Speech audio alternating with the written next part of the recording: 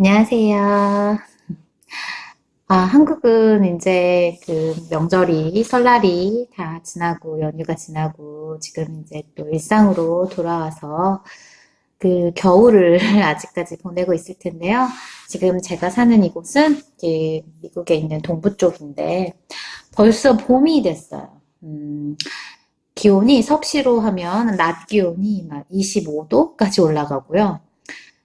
이번 주 내내 그랬거든요. 지금 여기서는 지금 목요일인데 엄청 아침에 일어나서 아이들 이렇게 등교시켜주는데 온도가 벌써 너무 따뜻해서 겉옷을 입지 않아도 될 만큼 아침 기온이 한 17도, 18도? 와, 벌써 여기는 이렇게 봄이 금방 왔어요. 그래서 요새는 또 날씨도 따뜻해서 아이들 학교 끝나면 이제 방과 후에 가까운 놀이터도 가고 뭐 자전거도 타고 킥보드 타고 돌아다니면서 제가 요새 책 한 권을 이제 손에 들고 다니면서 읽고 있어요. 제가 요새 좀 짬이 없거든요.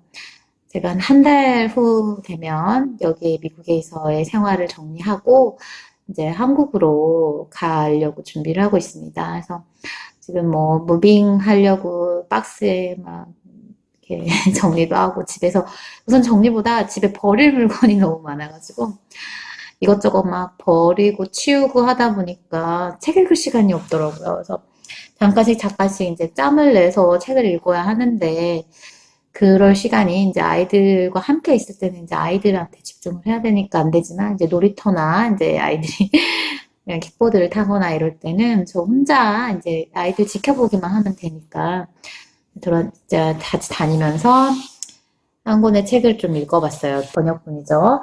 내가 알고 있는 걸 당신도 알게 된다면 이라는 그런 책이었어요.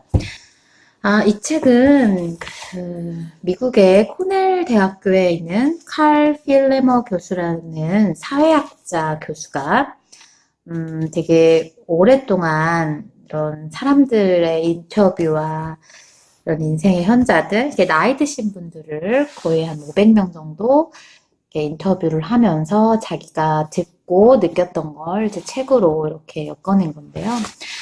여러 그 목차에 보면 인생에 있어서 여러 가지의 것들이 다 나와요.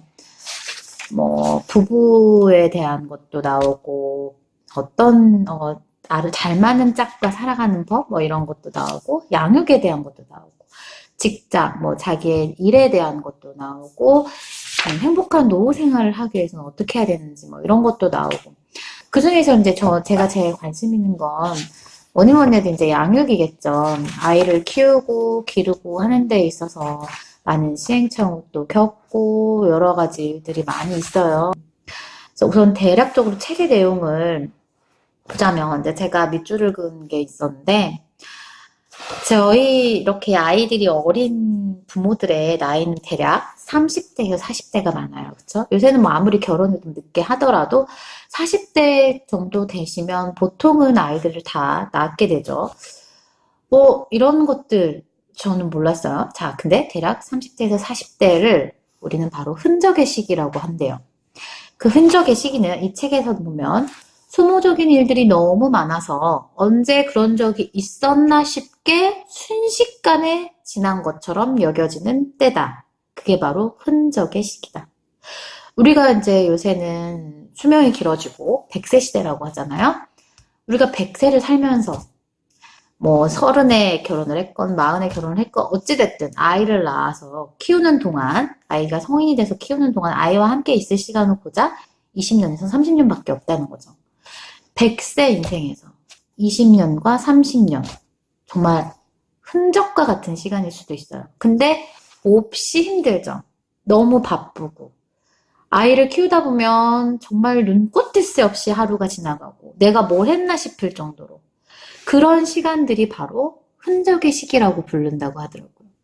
자, 우리가 지금 흔적의 시기를 저도 그렇고 여러분도 그렇고 뭐 이미 겪어보신 분들도 있지만 지금 우리가 흔적의 시기를 보내고 있는 부모로서 아이들을 어떤 시점으로 어떤 관점으로 바라봐주고 어떻게 키워야 할지에 대해서 많이 고민을 하잖아요. 저는 그래요. 지금 큰 아이가 지금 한국 나이로는 올해 9살이 됐고, 둘째는 지금 6살이 됐어요. 인제 조금, 이제 좀 내가 그 자잘하게 손을 대야 될 시기가 지났구나 싶으니까 그 예전에 내가 힘들었던 막 기저귀 갈고 모유수유하고 맨날 막 껌딱지처럼 데리고 다니고 하나에서 열까지 다 챙겨줬던 그 일련의 일들이 그냥 주마등처럼 순식간에 지나간 것 같은 느낌이 드는 거예요. 벌써. 지금 현재 그 갓난 아이부터 한 3, 4살까지 키우시는 분들이 정말 손이 많이 가서 힘드시잖아요. 그런데 지나고 보니 진짜 순식간이구나라는 생각이 지금 저도 들어요. 그러면 이미 이제 아이들을 중고등학교, 뭐 대학까지 키워놓으신 분들은 이 흔적의 시기가 얼마나 짧겠어요. 그런데 우리가 이 시기를 가장 중요한 아이들과 딱 2, 30년 보내야 될 이 시기를 중요한 게 무엇인지 놓치고 사는 것 같다는 생각이 들더라고요. 우선 우리가 먹고 살기 위해서 아이를 더 행복하게 키워야 되겠다는 생각으로 뭐 맞벌이를 한다든지 뭐 직장에 나가든지 이렇게 외벌이라고 해도 아빠들이 한국에서 보면 거의 뭐 회식까지 하고 오면 밤에 뭐 9시, 10시, 뭐 12시 들어오는 게 다반사고 아침에 일찍 나가고 그 또 엄마는 이제 어렸을 때부터 아이들을 어린이집을 보내잖아요, 한국은. 미국과 되게 다른 점이 그거예요. 아이들이 어렸을 때부터 어린이집을 가는 아이들이 되게 많아요. 저도 첫 아이 때는 저도 이제 일을 그만두고 아이를 돌보다 보니, 막 자꾸 너무 예쁘고 어린 이 아이를 어떻게 어린이집을 보내지? 라는 생각으로 한국 나이로 진짜 처음 5살? 4살이 되었을 때 처음으로 어린이집을 보낸 것 같아요. 근데 둘째를 낳고 보니, 저도 이제 저만의 시간도 있어야 되고, 이제 계속 육아만 하다 보니 지치고, 둘째는 좀 더 빨리 보내야 되겠다. 근데 그게 빨리 보내는 게 잘못된 건 아니에요. 근데 그래서 우리 둘째는 3살에 보내는데 어린이집은 장단점은 있죠. 아이들 성격마다도 다르고 뭐 어린이집을 빨리 보내라 늦게 보내라 이런 뜻이 아니라 아이와 함께하는 시간이 얼마나 있었나 그런 게 가장 중요하다고 생각을 해요. 이 책에서도 그렇게 나와요. 자녀를 양육하는 바로 지금 설령 희생을 하더라도 더 많은 시간을 함께 보내고 가혹한 체벌은 피하고 균열이 생기기 전에 불화를 조성해야 합니다. 자녀와의 관계도 투자를 해야 보상을 받습니다. 보통, 우리 요새 지금 한국에서 뭐 유행하는 스카이캐슬, 저도 이제 조금 유튜브에서 이렇게 미리 보기, 뭐, 짤막짤막하게 뭐 봤어요. 사실, 뭐, 계속 쭉 보진 않았지만, 그 중요한 장면들이 유튜브에 많이 나와서, 뭐, 엄청 인기더라고요. 그래서, 보면, 우리가 이 아이들을 또 어떻게 하면 더 뭐 상위 몇 프로 안에 들게 하고 뭐를 잘하게 하고 이 아이가 나중에 성장해서 떵떵거리고 정말 잘 편안하게 살 수 있는 방법을 어른들은 해주려고 노력을 하죠. 아이들이 좀 크기 시작하면 이제 그때부터 이제 공부, 학습 이런 걸 중요하게 생각하기 때문에 하지만 그보다 더 앞서서 해야 되는 것은 시간을 함께 공유하는 것이라고 합니다. 저는 아직 아이들이 좀 어리기 때문에, 뭐, 나중에 크면, 당연히 뭐, 한국에서는 경쟁 사회이기 때문에, 뭐, 공부를 하든 이 아이가 무엇을 좋아하든 간에 그것을 이제 밀어주고 뒷받침해주는 게 부모의 몫이기는 해요. 하지만, 그것만을 위해서, 얘가 이걸 좀 더 잘했으면, 얘 남보다 이걸 더 잘했으면, 그래야 얘가 이제 나중에 편하게 살 텐데, 나중에 성공할 텐데, 라는 생각을 더 먼저 하기 전에, 아이와의 관계를 조금 더 확고히, 조금 더 시간을 더 많이, 어렸을 때, 특히 아이가 어렸을 때일수록 부모와의 시간, 그 시간을 공교히 하는 아이들이 그 힘으로 부모와의 사랑과 추억이 있는 그 힘을 가지고 열심히 공부도 하고 자존감도 키우고 자존감이 생기면 자신의 무슨 일이든지 자신감이 생기죠. 그럼 그 자신감으로 인해서 뭐든지 잘할 수 있어요. 완벽한 아이를 둔 부모는 없다. 부모도 완벽하지 않죠. 그런데 하다못해 아이들이 어떻게 완벽하게 자랄 수가 있겠어요. 뭐, TV에서 나오는 성공하는 뭐, 매스컴에 나오는 아이들 있죠. 뭐 어렸을 때부터 영재였던 아이들이 됐던 뭐, 한 가지에 되게 뚜렷하게 잘하는 아이들이 그 면에서는 정말 훌륭하고 잘하는 아이일 수도 있지만, 다른 면은 부족할 수 있어요. 그거는 자신과 부모만 알 수 있는 거죠. 어떻게 아이들이 무조건 완벽하게 자랄 수가 있겠어요? 완벽한 아이로 키우겠다라는 생각을 버려라. 완벽한 부모가 되겠다는 생각도 버려라. 가능한 쉽게 키워라. 당신은 이미 충분히 훌륭한 양육을 하고 있다는 점을 늘 상기해야 한다. 하지만 예의 바르고 사랑스러운 아이로 키우기 위해 만족스러운 양육은 할 수 있다. 만족스러운 양육이란 자녀에게 실패를 허용한다는 뜻이다. 인생을 살아가면서 실패를 안 하고 사는 사람이 있을까요? 그런데 내 아이만큼은 그 실패를 조금이라도 덜 시키기 위해서 부모들은 자꾸 이야기를 하죠. 그리고 잔소리도 많이 하게 돼요. 저도 그랬어요. 저도 큰아이 키울 때 가장 시행착오가 많았던 게 어렸을 때부터 막 뭘 조금 막 이렇게 새로운 거를 막 하려고 그러면은 막 어설픈 거야. 얘가 막 어설퍼. 그러면 막 자꾸 도와주고 싶은 거예요. 근데 처음에 이제 뭐 숟가락 이런 거 사용할 때부터 막 줄줄줄 새, 막 흘려. 저는 그런 게 좀 싫었거든요. 막 흘리고 더러워지고 막 몸에 다 묻고 돌아다니고.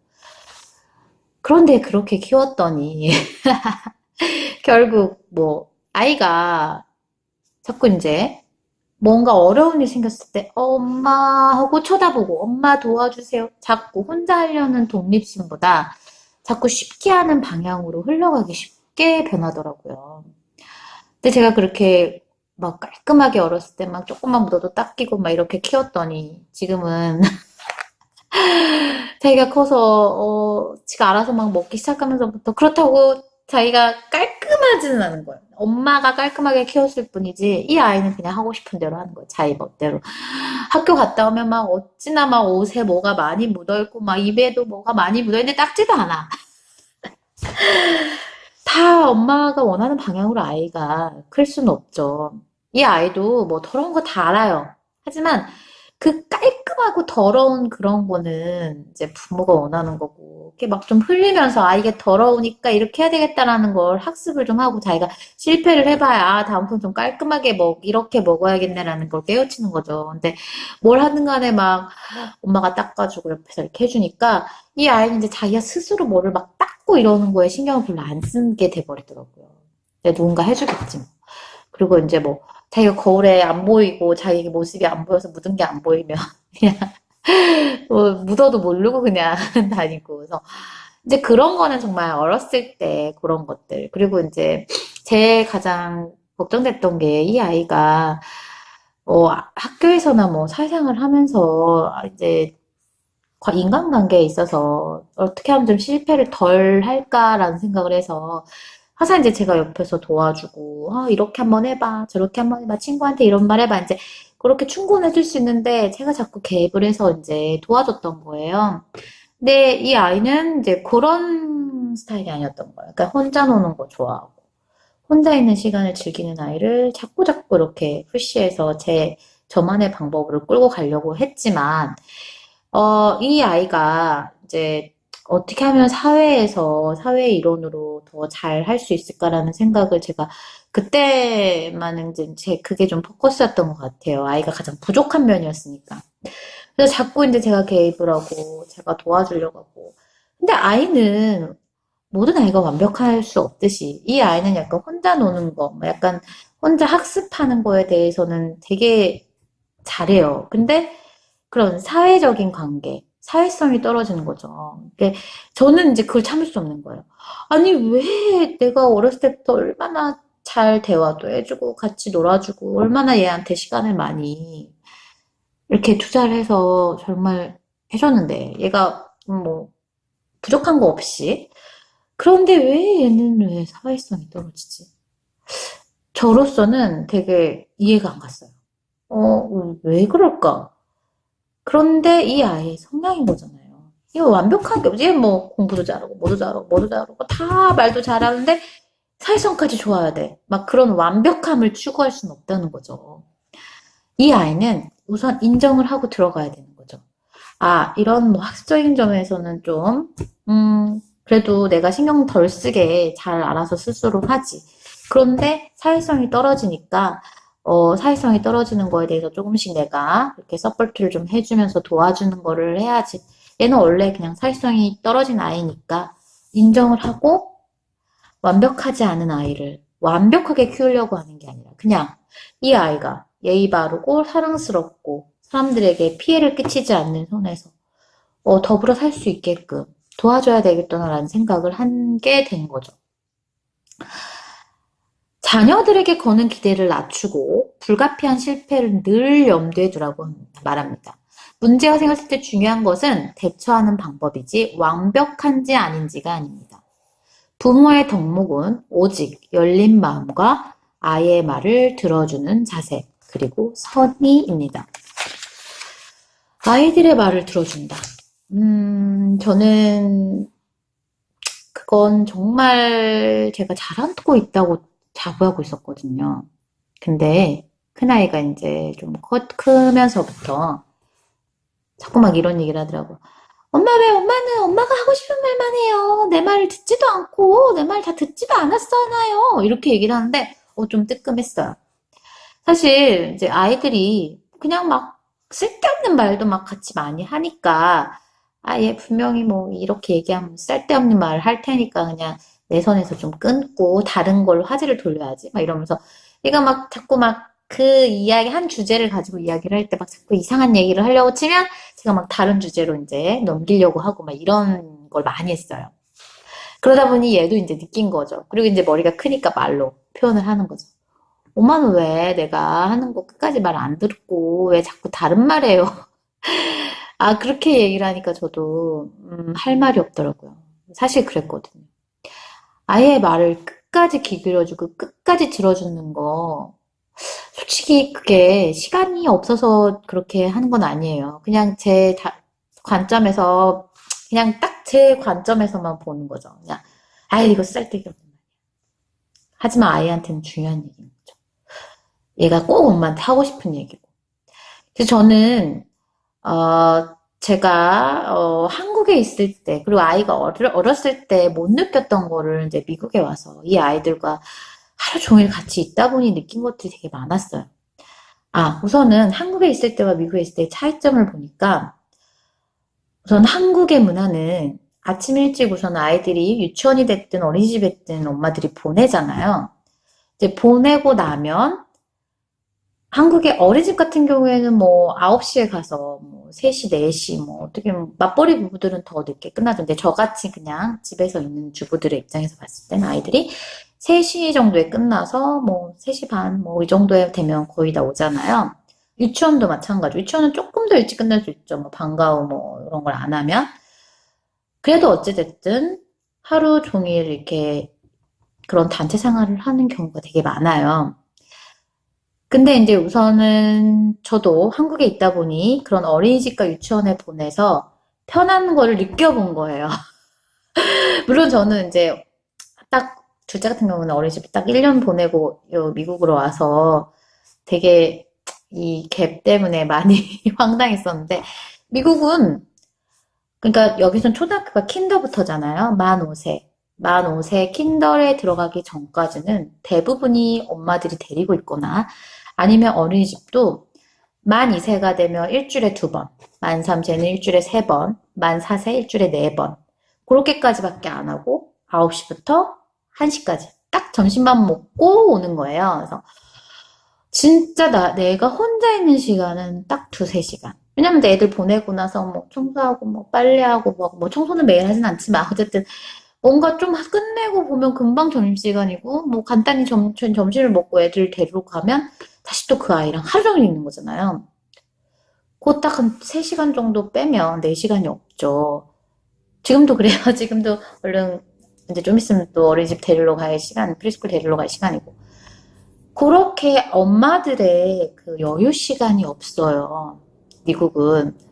특히나 그래요. 그리고 아침 시간도 일찍 일어나서 아이들 도시락 싸야 되고. 제가 한 1월 1일부터, 올해 1월 1일부터 저희 큰애를 도시락을 안 싸 보내고, 이제 학교 카페테리아에서 사 먹는 걸로 하니까 얼마나 편했는지 몰라요. 근데 이제 이 둘째 프리스쿨은 카페테리아가 없어요. 네, 규모가 아주 큰 프리스쿨이 아니라서, 둘째는 이제 도시락을 싸보내죠. 그래도 어찌됐든 두 사람에서 한 사람으로 줄이니까 훨씬 편하더라고요. 근데 어, 제가 한 2년 정도 아이를 이제 큰아이, 둘째 도시락을 싸보니, 여기 미국 사람들의 스케줄은 아이를 위주로 돌아가요.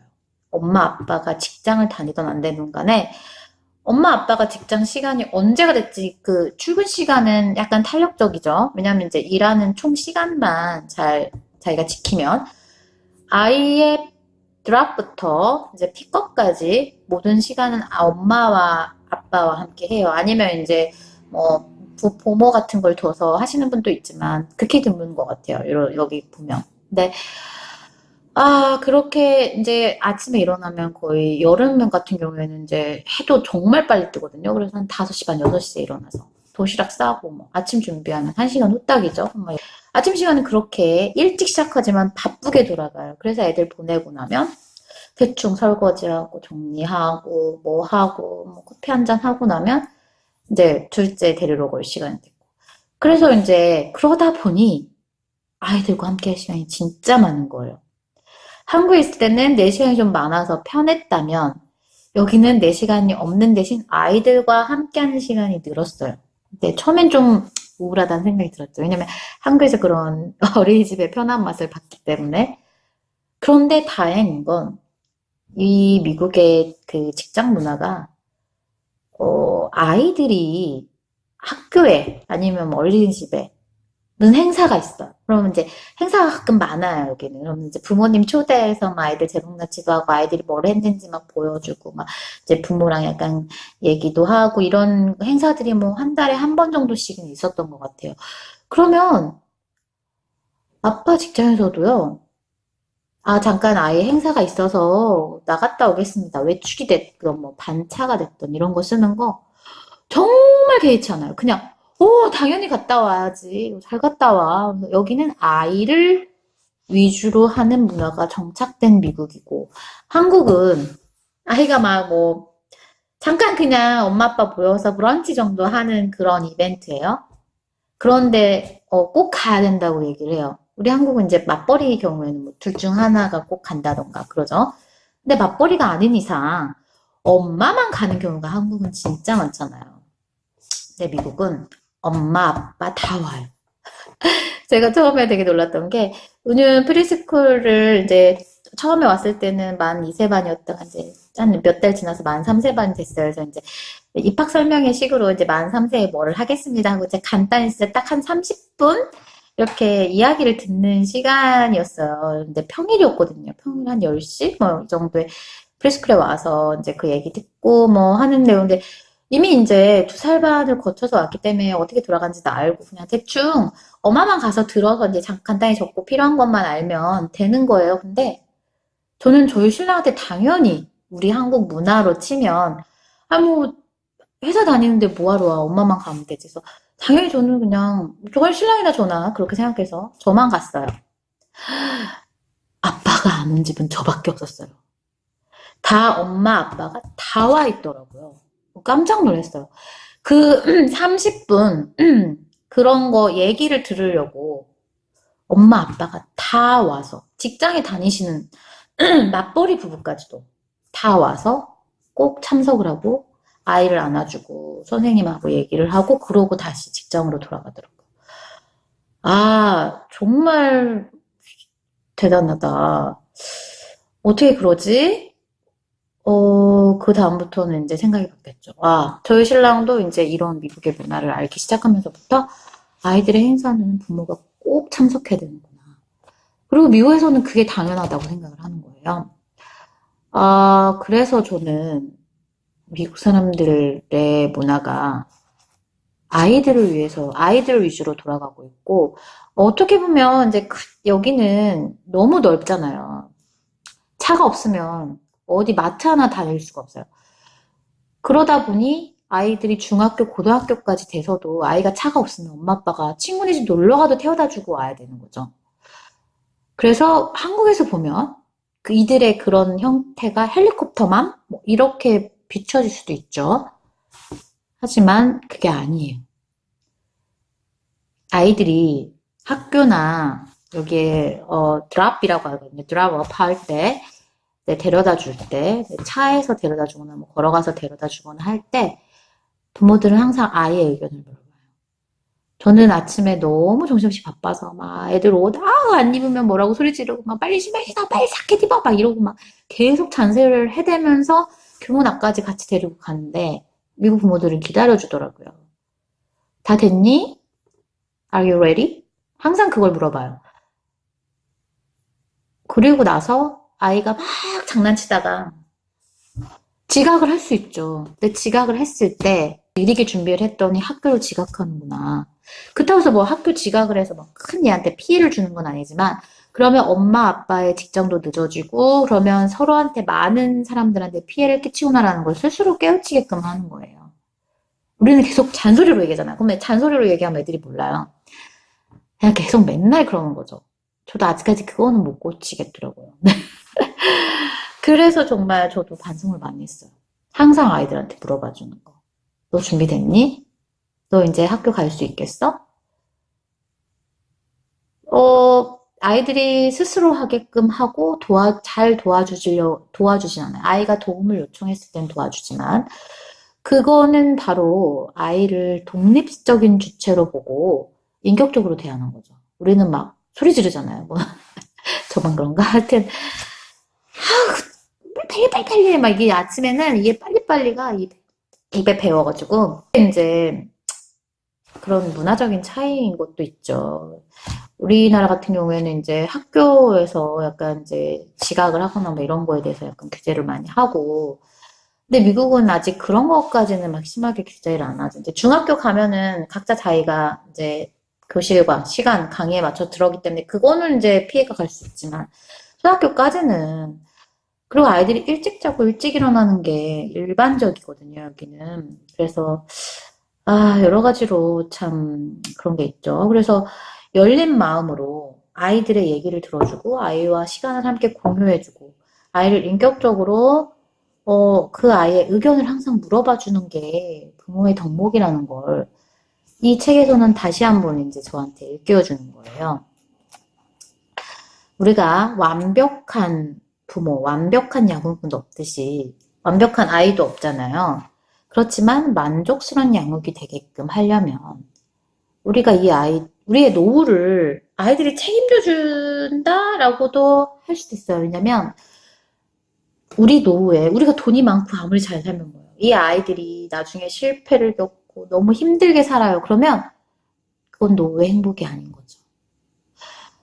아이들이 실패를 하더라도 그 실패를 딛고 일어설 수 있는 힘을 줄 수 있는 건 부모와 함께 했던 그 소중한 시간들과 부모에게 받았던 사랑, 그게 바로 큰 힘이 된다고 하잖아요.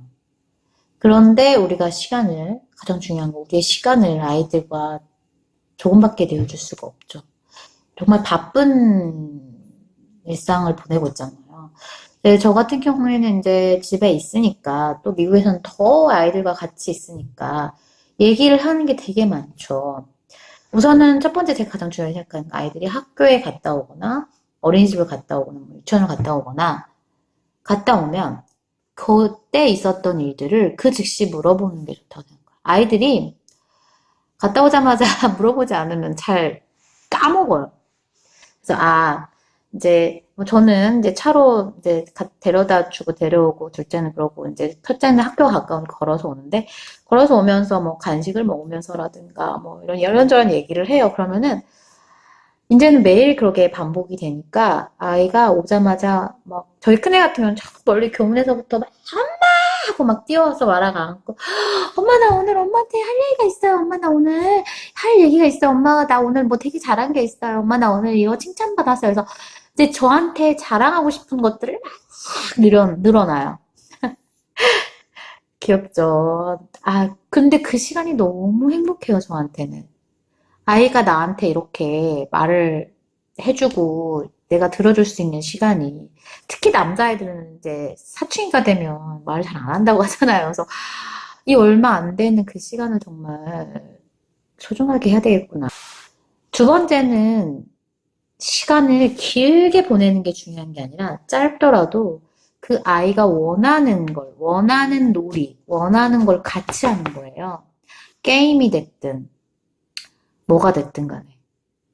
그렇게 그 아이가 엄마와 함께 했던 시간들이 시간이 짧지만 정말 즐거웠다. 그러면 이제 그게 힘이 되는 거죠. 나중에 커서도 그 기억으로, 아, 내가 사랑받고 살았구나라는 생각을 하고 있죠. 그러다 보면 이제 아이에 대해서도 정확하게 파악이 되고, 그리고 세 번째 중요한 건 잠자기 전에. 아이를 그날 하루 뭐 엄청 혼냈어요. 많이 혼내서 저도 가슴이 아프고 아이도 기분이 안 좋을 거예요. 그렇지만 잠자기 전만큼은 행복하게 잠잘 수 있도록 꽉 끌어안아주고 오늘 하루 있었던 일에 대해서 얘기하고 엄마는 오늘 뭐 이렇게 해서 너를 많이 혼냈지만 엄마는 이랬어. 엄마가 근데 너무 많이 혼내서 미안해. 그러고 이제 마음을 보듬어주는 시간이 저는 가장 필요하다고 생각합니다. 아이의 교육보다도 중요한 건 아이를 사랑하고 같이 함께 공유해 줄 수 있는 시간이 뭐니 뭐니 해도 가장 중요하죠. 여기 이 책에도 그런 내용이 가장 중요하다고 얘기를 하죠. 여기서 이제 양육을 위한 5가지 조언이라고 나왔는데, 첫째는 아이들과 더 많은 시간을 보내라. 이것은 진짜 희생을 감수하더라도 보내라고 합니다. 이 아이들이 어렸을 때는 다시는 돌아오지 못하는 소중한 시간이거든요. 그리고 두 번째, 깨물면 유독 아픈 손가락 드러내지 마라. 아이가 하나만 있을 땐 몰라요. 둘, 셋, 그 이상인 경우에는 저마다 엄마와 뭐 맞는 아이가 있고 성격이 안 맞는 아이가 있잖아요. 뭐 아들이 됐건 딸이 됐건 간에 좀 자기가 조금 더 부모의 솔직한 심정으로 조금 더 정이 가고 조금 더 마음이 드는 아이가 있어요. 하지만 깨물면 유독 아픈 아이가 있죠. 그런 아이에 대해서 마음속으로는 생각할지언정 티를 내지 말라. 그 티를 내므로써 아이가 나중에 겪어야 될 아픔과 그리고 형제 관계에서도 그게 다 허물어지는 거죠. 얘만 유독 예뻐한다는 생각이 한 명이 들면 둘 사이에도 절대 그런 형제의 돈독함 이런 게 생길 수가 없다는 거죠. 모든 아이들이 뭐 열이면 열 자기 새끼가 안 예쁜 사람은 없지만 그래도 유독 예쁜 아이가 있어요. 어떻게 엄마도 사람인데 그렇다고 해서 티를 내지 말아라. 그런 게 이제 여기서 나오는 말이죠. 그리고 세 번째, 몸의 멍은 지워지지만 가슴의 멍은 평생 남는다.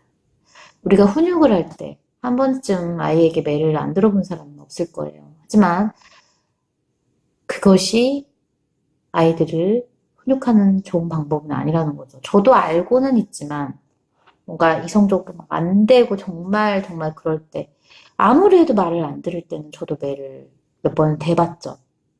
근데 그래도 안 들어요. 그래서 지금은 좀 방법을 바꾸긴 했지만 그래도 안 들어요. 어차피 둘 다 안 듣는다면 매를 들어서 안 듣는 것보다는 말로 해서 안 듣는 게 낫지 않나 싶다는 게 저도 지금 키우다 보니 느끼더라고요. 괜히 이제 때려봤자 엄마 마음도 아프고 아이도 나중에 계속 기억에 남을 거고 좋은 건 아니죠. 자, 네 번째는 무슨 수를 써서라도 관계의 균열만을 피하라. 항상 아이와 엄마의 관계에서 뭐 이건 좀 더 커서도 이런 일이 있을 것 같은데 갈등이 생기기 마련이죠. 근데 이제 부모 입장에서는 네가 자식인데 엄마한테 미안하다고 하네? 네가 먼저 엄마한테 미안하다고 해야지라고 생각을 하지만 그거는 그냥 부모의 생각이죠. 아이들은 이게 자꾸 쌓이고 쌓이고 쌓이다 보면 나중에 연락조차 안 하고 그냥 아예 부모 자식 관계의 인연이 끊어질 확률이 높죠. 우리가 약자죠. 부모는 항상 약자예요. 무슨 수를 써더라도 관계의 균열만을 맞고 부모가 먼저 다가가야 되는 게 맞는 거죠. 다섯 번째는 자녀와의 관계는 평생의 관점에서 보라. 자녀가 독립해서 집을 떠난 후에도 부모 따라서의 관계는 계속 지속되는 거예요. 아이들이 어릴 때 내린 결정이 나머지 절반의 인생에서 자녀와의 관계에도 영향을 미친다. 우리가 평생 계속 살아가야 돼, 아이들과 부모 관계를 유지하면서 살아가야 하는데 한순간의 잘못으로 틀어져서 서로 말을 안 하고 연락도 안 하고 지내게 되면 좋을 게 없죠. 그게 자식도 마음이 아프지만 부모는 더 아픕니다. 부모가 먼저 다가가는 게 맞죠. 근데 만약에 부모가 다가가지 못해요. 그럴 수 없는 사람이에요. 그러면 자녀도 노력을 좀 해야 되지 않나. 근데 어쨌든 부모가 먼저 손을 내밀어 주는 게 맞다고 생각합니다. 평생 나중에 늙어서 외롭게 쓸쓸히 자식 하나 오지 않고 지낸다면 얼마나 슬픈 일이겠습니까? 그래서 그런 생각이 드네요. 그래서 저도 이 책을 읽고 나서 정말 아이들한테 잘해줘야겠다. 뭐 그렇다고 해서 막 이렇게 막 상정받듯이 하는 게 아니라 진짜 양육은 언제나 어려워요. 하지만 이런 다섯 가지 조언을 잘 지킨다면 우리는 완벽한 양육을 할 수는 없다는 생각, 그런 걸 꼭 기억하고, 그래도 내가 이 아이들을 키우면서 잘 키운 것 같다, 만족스럽다, 나중에 그런 말이 나올 수 있도록. 근데 여기서 제가 느낀 거 중요한 게 하나 있어요. 아이를 키우면서 엄마들은 항상 좀 약자예요. 아이가 뭔가 잘못돼가고 있는 방향으로 갔을 때 항상 죄책감을 느끼는 게 엄마의 몫이 큰 것 같아요. 저도 그렇죠. 얘가 이렇게 한 게 내가 너무 잘못한 거 아닌가. 그런데 제가 너무 심한 그런 죄책감이 들었을 때 한번 놀이치료인가? 그거를 하러 이제 저희 큰아이를 데리고 간 적이 있었는데 거기에서 상담하시는 분이 우선 부모와의 상담이 저 첫 번째라고 하시더라고요. 그래서 막 되게 막 뭐 설문조사도 엄청 많이 하고 그다음에 한 상담은 한 2, 30분 했는데 그런 얘기를 하시더라고요. 어머니가 고민하고 있는 거, 어머니가 아이한테 하고 있는 거 지금까지 너무 잘한 거다. 정말 잘못한 건 하나도 없고 이건 거의 보통의 부모들이 다 그렇게 하고 있어요. 그러니까 죄책감 갖지 마세요. 저 그 한마디에 눈물이 펑펑 쏟아지더라고요. 아무도 그런 말을 해준 사람이 없거든요. 하물며 저희 신랑도 제가 막 계속 잔소리하고 혼내고 막 이런 걸 보면 도대체 왜 이렇게 아이들한테 화를 내? 왜 이렇게 소리를 질러? 이렇게 하는데 그때 그 말을 듣고 아직까지 잊혀지지가 않더라고요. 너무 미운 거예요. 왜냐면 남자들은 솔직히 회사에서 아침에 일찍 갔다가 저녁에 오기 때문에 하루 종일 이 아이와 무슨 일을 겪었는지 이 아이가 어떤 일을 했는지를 전체를 보지 않아요. 근데 딱 갔다 왔는데 엄마랑 아이가 그러고 있으면 그 모습만 보이는 거죠. 그때는 정말 아무도 나한테 왜 아이를 키우면서 누가 나한테 칭찬해준 사람 없잖아요. 아유, 너무 잘 키웠네. 키우느라고 애썼어. 뭐, 이렇게 말해주는 사람이 흔치는 않더라고요. 그리고, 성과라는 게 없잖아요.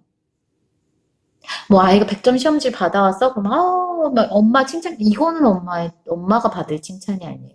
그건 그 아이가 열심히 했기 때문에 그 아이한테 할 거죠. 그거를 대리만족으로 부모들이 얘가 막 100점 맞아 그러면은 막 내가 잘 키운 것 마냥 그렇게 마음을 가지면 안 될 것 같아요. 물론 이제 아이가 공부를 잘하고 막 그런 사람들이 막 부러워하고 그러면 엄마들도 막 이제 어깨 올라가고 기분은 좋겠죠. 그렇지만 그런데 한순간 아이가 만약에 잘못한다고 생각해 보세요. 그럼 그 화살은 또 엄마한테 돌아가죠. 아이가 공부를 못해도 엄마 탓. 잘하는데 뭐 싸가지가 없어. 그래도 엄마 탓. 이상하게 엄마들이 그런 죄책감을 갖고 살고 있어요. 지금 저도 그랬었거든요. 그런데 한 번도 너 때문에 아이가 잘못된 게 아니야. 너는 그동안 잘하고 있었어라고 위로해주고 이야기를 들어준 사람은 단 한 명도 없었다는 거고. 그래서 이제 저는 그 얘기를 하고 싶어요. 뭐 아빠가 항상 뭐 그걸 잘못했다는 거 아니에요. 저희 신랑도 모르니까 그런 거고. 근데 지금은 좀 어느 정도 이해하고 그런 말을 안 하는데 부부가 서로 바쁘고 일에 치이고 뭐 힘들다 보면 서로 상처 주는 말도 많이 하게 되고 그런 가시 있는 말들도 많이 하게 되죠. 하지만 이제 아이들에 있어서만큼은 부모의 가장 아픈 거잖아요. 아이가 조금이라도 잘못하면 내가 잘못해서 실수해서 혼난 것보다 아이가 잘못해서 누군가에 혼난 때가 더 기분이 나쁘거든요. 그랬을 때 부부끼리는 서로 공격하지 말았으면 좋겠어요. 뭐 엄마만 낳은 아이가 아니잖아요.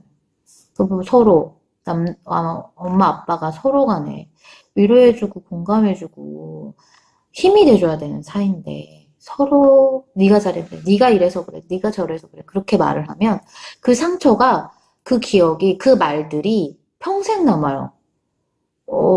물론 저도 좀 그랬어요. 근데 잊으려고 많이 노력을 하죠.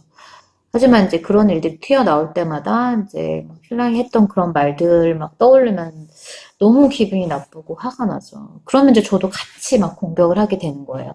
그러다 보면 뭐 사태는 더 심각해지고 점점 우울해지고 다 내 잘못 같고 그러니까 부부만큼은 자식 문제에 있어서 우선 양육 태도가 일관적이어야 되고 서로 뭔가 합의를 해야 돼요. 이런 면까지는 이제 아이의 그런 양육 방식에 대해서 서로 동의를 해야 그래야 한 가지 방향으로 아이를 키우죠. 그래서 여러 가지 일들을 겪고 이제 많은 이제 조금 아이들이 계속 커가면서 많은 시련이 있을 텐데 그 시련을 견뎌내는 힘은 우선 엄마도 자존감을 갖고 내가 지금 잘못해서 얘가 잘못했다고 생각하시지는 말고 지금 이 문제만 생각하시는 게 좋을 것 같아요. 얘가 왜 이렇게 됐나, 내가 잘못해서 이렇게 됐나라는 보다 어떻게 하면 고쳐나갈까? 어떻게 하면 조금 더 잘 할 수 있게 나도 그렇고, 아빠도 그렇고, 다 같이 고쳐서 함께 이 아이를 도와줄 수 있나라는 걸 먼저 고민해봐야죠. 네, 앞으로도 더, 어, 양육과 교육에 있어서 자신의 마음을 먼저 이렇게 돌아봐 보고 치유하면서 엄마의 마음을 좀 다독이면서 그렇게 양육을 해 나갔으면 좋겠어요. 저도 누구한테 막 이렇게 막 이런 아픔을 막 털어놓고 막 힘들었던 걸 털어놓으면서 위로를 받는 거는 일부예요.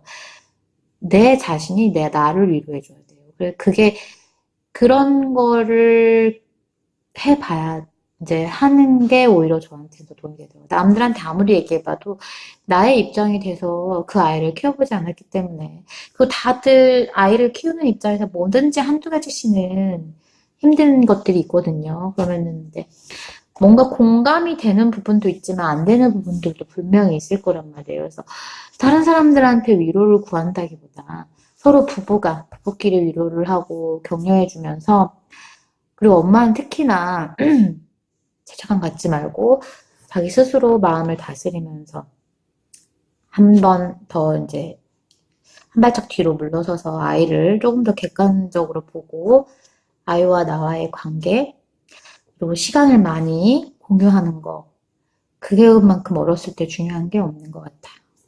앞으로 아이들과 좋은 시간 보내시고요. 앞으로 좀 더 많은 즐거운 일상 아이들과 함께 하시고 행복해지시길 바랍니다. 감사합니다.